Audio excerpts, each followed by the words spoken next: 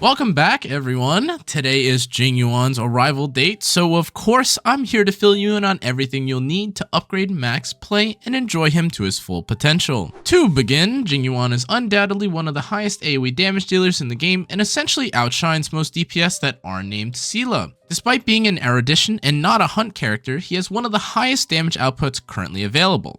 That is partially due to the way that he interacts and manipulates his minigame, or in this case, the Lightning Lord. You've probably heard the Lightning Lord mentioned and discussed as a reason for Jing Yuan's mixed DPS output, but you should know that even the most unlucky or least ideal scenarios involving the Lightning Lord still shoot his damage numbers beyond compare. Personally, I've been waiting for Jing Yuan for both his design, which I definitely think is badass as this avatar-looking stand fellow, but also because he will be the second DPS I hardcore invest in order to clear memory chaos. But enough of that, let's get into the guide. I would be lying if I said that Jing Yuan is what I'm most excited for when it comes to his banner, because honestly, I think his light cone is just absolutely absurd. But before we get into that whale nonsense, let's talk about the potential options you have in place of his light cone. Normally, I would go through the 3 stars and address which is probably most usable in case you don't have access to the 4 stars, and to be fair, Sagacity or Databank probably aren't the worst in the world, but Jing Yuan's case is kinda different. The Nameless Glory or Battle Pass Light Cone, Today is Another Peaceful Day, works really well on Jing Yuan considering his ultimate costs 130 energy to cast and therefore provides upwards of 26% increased damage upon entering battle. Other light cones like the Birth of the Self and the Seriousness of Breakfast also work as alternatives to the Battle Pass Light Cone, but honestly it's pretty worthwhile to pick up Today is Another Peaceful Day if you haven't selected a Battle Pass Light Cone yet. Now of course all these light cones are for those who unfortunately pull for Jing Yuan but are unable to pull for his banner light cone, but I sincerely ask you guys to reevaluate just how strong the light cone I'm about to show you is. Before Dawn, pullable from Jing Yuan's banner, and also his best in slot, is just the most ridiculous light cone that we've seen thus far. Now before I get into the ridiculous increases in skill, ultimate, and follow-up damage, this light cone provides you with a flat 36% scaling to 60% crit damage should you desire to max it. But even just taking into consideration a 36% increase in crit damage, this paired with 18% increased skill and ultimate damage, followed by an increase to your follow-up damage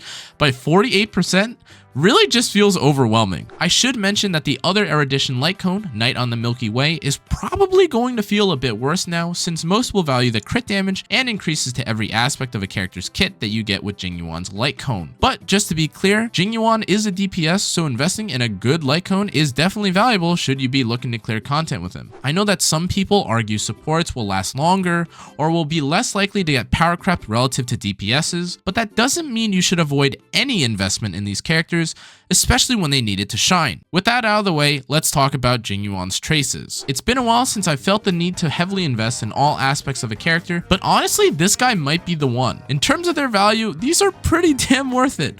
When progressing through the trace tree, Jing Yuan receives several valuable damage increases to his base stats in addition to the added crit damage and crit rate through leveling up his ultimate and skill. I'm sure this is a no-brainer, but damage dealers without investment into their damage skills means no damage. Thank you, Captain Obvious. It is also worth noting that the upgrades to his traces increases crit value, which is always valuable when it comes to honkaistarrail. But even with all this, I understand that traces are a major pain point for anyone trying to invest their energy in Star Rail. I was pre-farming these materials this week, and honestly, it was pretty horrific. Discussion about Jing Yuan's best relic set is actually fairly straightforward. He himself is just a damage-dealing lightning unit, so Band of Sizzling Thunder is unquestionably just his best in slot. However, the real question is whether Inert Salsodo or Space Sealing Station is going to be his best in slot planetary set. And of course, I already have the answer thanks to the handy dandy math done by Mr. Grimro Gacha within this Google Doc. I won't go too far into detail since you can take a look and support him yourself there, but long story short, it's Inert Salsodo. And before anything else, I'm sure that the crit value you gain from the set bonus is very valuable considering your light cone gives crit damage,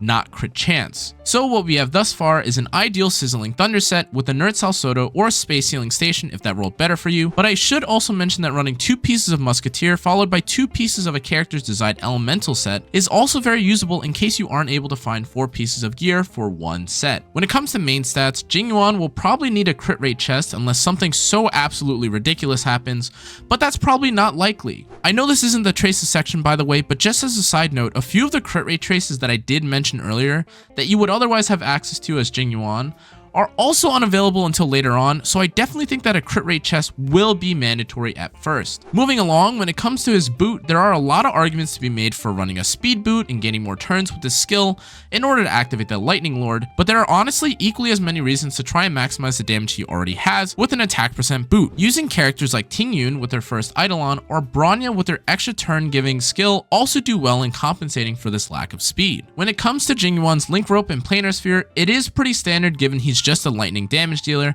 so he definitely wants an attack percent rope and a lightning damage sphere, sweet and simple.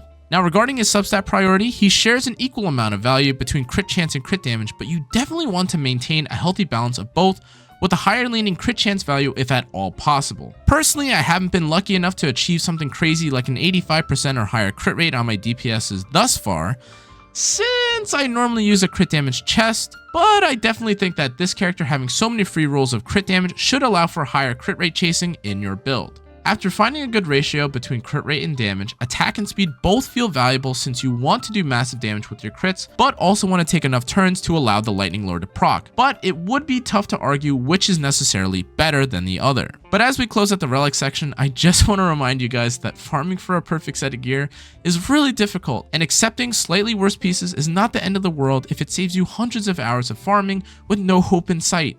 Trust me, I've been there. Uh-oh, it's an Eidolon review for a 5-star character on a banner. Yes, it is extremely whale to pull for the max Eidolons of a 5-star, but in case you do end up pulling for more copies of Jing Yuan, here's what to expect. His first 3 Eidolons all revolve around increasing the damage dealt by, because of, or with the Lightning Lord, which simply adds to the overall damage of Jing Yuan. The 4th Eidolon, Spin Stars Sieged, starts to affect the functionality or frequency of your ultimate cast. This Eidolon provides energy on hit when the Lightning Lord strikes, which in turn allows for more ultimate casts and more hits per action added to the Lightning Lord's pool. Personally, I do not have Eidolon for Jing Yuan at the moment, so I am unsure if this means you would potentially gain 20 energy per hit per enemy or what exactly this wording means, but I would have to imagine that 100 energy every time that you max stack the Lightning Lord and hit 5 enemies would just be too broken. So if I had to guess, it's probably a 20 energy gain at max stack. The 5th Eidolon, like the 1st through 3rd,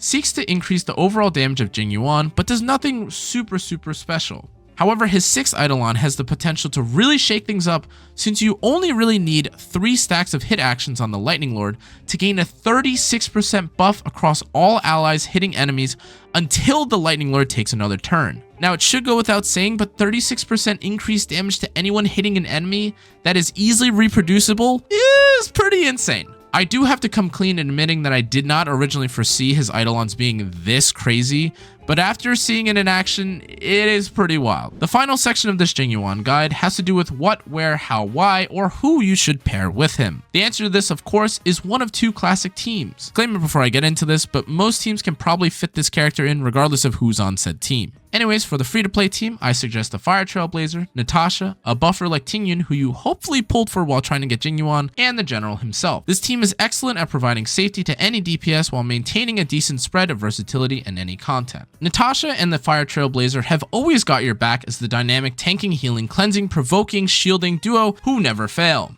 And Ting Yun does a spectacular job at making sure Jing Yuan has his ultimate up while also providing damage buffs. Another interesting tidbit about this team that involves Ting Yun is the fact that the Lightning Lord can make use of the Benediction buff provided. However, if by some act of God you manage to avoid Ting Yun in all of your summons, I would suggest taking another character like March for more utility and survivability, or Dan Heng in case you're lacking single target damage. Regardless, I do personally find this character to be kind of overwhelming in damage in a lot of cases, so I think that most support plus solo DPS Jing Yuan or tank plus protect the general compositions will work fine. And going along with the most common and effective F2P++ compositions, I believe Jing Yuan, Ting Yun, Bronya, and a flex between a healer, another buffer debuffer like Asa or Pela, and a tank like Japard or the Fire Trailblazer to be perfect. In general, no pun intended, the core of Ting Yun and Bronya buffing a strong DPS should seem familiar at least from a glance, but it is no surprise that the 2 big damage buffers being paired allows for some ridiculous damage output. Access to cleanses, extra turns, free skill points depending on your Eidolon levels, speed buffs, crit damage, attack buff, you name it, this composition probably already has it.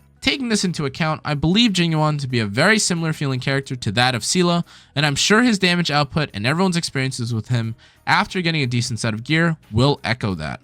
And even if you don't manage to find the perfect set of gear, I'm sure that his ability to clear waves alone will provide value to any team. Whew. So, Jing Yuan definitely feels like a solid superior DPS among the currently available cast in honkaistarrail. If it weren't already obvious from his light cone alone, which I think provides an absurd boost to any erudition character currently released, I think his ability to wave clear and do single target damage at a level greater than most other characters really lets him shine. I know he's another lightning DPS, and Serval, the other lightning AoE, does good damage already, but I seriously think he might just have the potential to ignore any situation regardless of element and brute force floors, especially in memory chaos. That's all I got for this guide though, guys. And of course, thank you for watching. I am praying that you all gained something from this guide. Remember to like, turn on the notification bell, comment what you thought about Jing Yuan, and subscribe, and I'll see you all next time. Ciao!